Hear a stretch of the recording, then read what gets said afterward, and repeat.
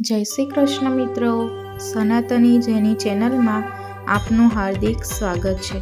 મિત્રો, શ્રીમદ ભગવદ્ ગીતાના 1-18 અધ્યાય છે. તેમાંથી આપણે 1-6 અધ્યાય આગળના વિડીયોઝમાં જોયા. આજના વિડીયોમાં આપણે જોઈશું અધ્યાય નંબર 7. શ્રી કૃષ્ણ વાસુદેવાય નમઃ.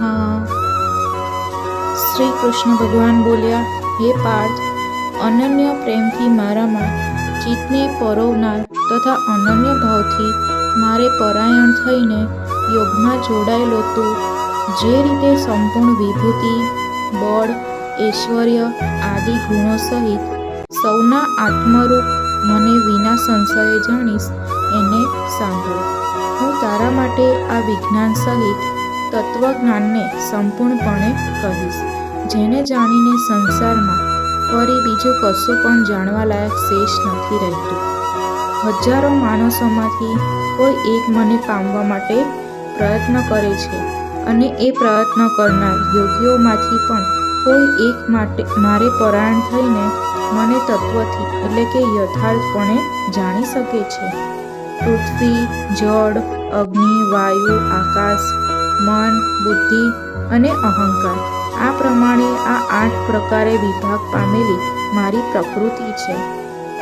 આ 8 પ્રકારના ભેદની તો અપરા એટલે કે મારી જળ પ્રકૃતિ છે, અને હે મહાબાહો, આના સિવાયની છે જેનાથી આ આખું જગત ધારણ કરાય છે, એને મારી જીવરૂપા પરા એટલે કે ચેતન પ્રકૃતિ ઓળખ.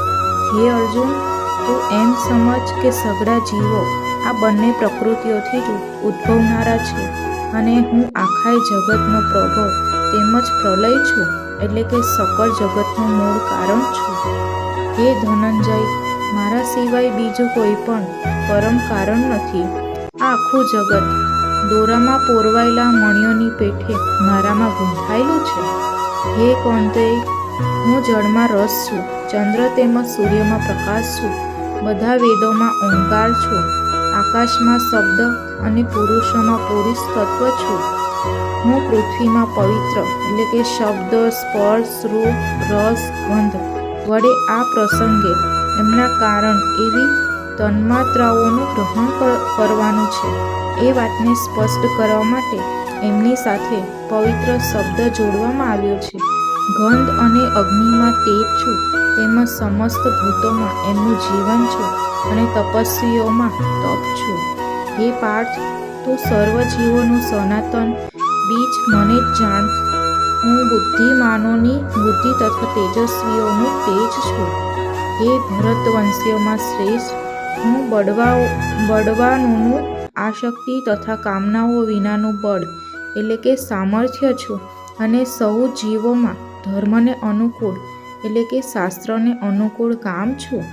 અને વળી જે સત્વગુણમાંથી ઉદ્ભવતા ભાવો છે, તેમજ જે રજોગુણથી અને તમોગુણથી થતા ભાવો છે, એ બધાને તો મારાથી જ થનાર છે એમ સમજ. એમ હોવા છતાં પણ વાસ્તવમાં તેમનામાં હું કે તેઓ મારામાં નથી. ગુણોના કાર્યરૂપ સાત્વિક, રાજસ અને તામસ એવા આ 3 પ્રકારના ભાવોથી એટલે કે રાગ, દ્વેષ વગેરે વિકારો તેમજ સઘળા વિષયોથી આ આખો પ્રાણી સમુદાય મોહ પામી રહ્યો છે. માટે જ આ 3 ગુણોથી પર એવા મુજ અવિનાશીને નથી ઓળખતો. કેમ કે આ અવલૌકિક અર્થાત ઘણી અદ્ભુત ત્રિગુણમયી માયા પાર કરવી ઘણી કઠિન છે. પરંતુ જે માણસો માત્ર મને જ નિરંતર ભજે છે, તેઓ આ માયાને પાર કરી જાય છે, એટલે કે સાગરને તરી જાય છે, સંસાર સાગરને તરી જાય છે. માયા વડે જેમનું જ્ઞાન હરાયેલું છે, એવા આસુરી સ્વભાવને ધારણ કરનાર, મનુષ્યમાં અધમ દૂષિત કર્મ કરનાર મૂઢજનો મને નથી ભજતા. હે ભરત શ્રેષ્ઠ અર્જુન, ઉત્તમ કર્મ કરનાર, આર્થીથી દુર્મયી પદાર્થો માટે ભજનાર, આર્થ એટલે કે સંકટ નિવારણ માટે ભજનાર, જિજ્ઞાસુ એટલે કે મને યથાર્થપણે જાણવાની ઈચ્છાથી ભજનાર, અને જ્ઞાની એવા 4 પ્રકારના ભક્તજનો મને ભજે છે.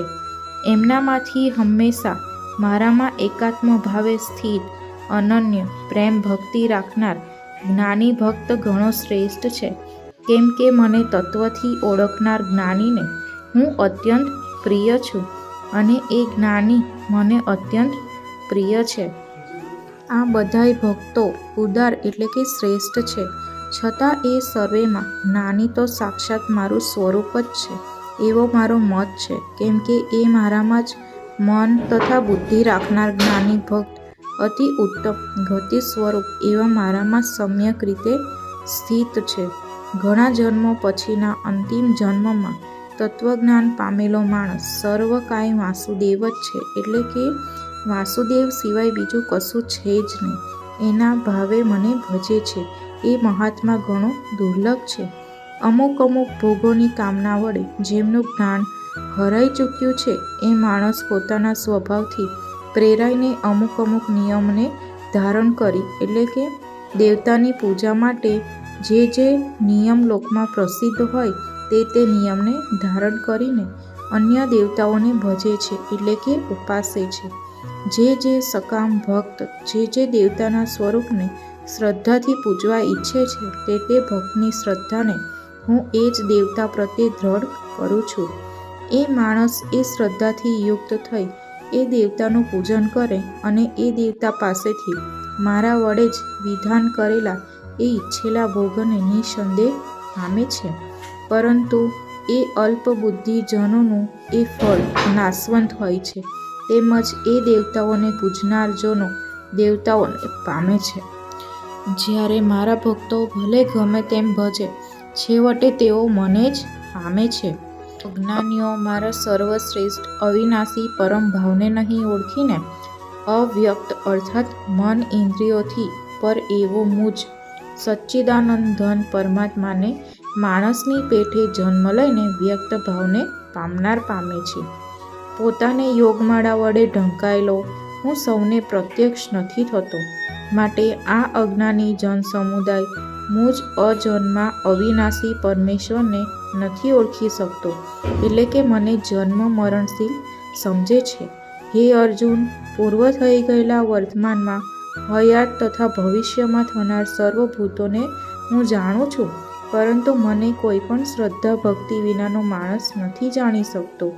હે ભરતવંશી, હે અર્જુન, સંસારમાં ઈચ્છા અને દ્વેષથી ઉદ્ભવેલા સુખ દુઃખ આદિ દ્વંદ સ્વરૂપ મોહને લીધે સઘળા પ્રાણીઓ અત્યંત અજ્ઞાતને પામી રહ્યા છે.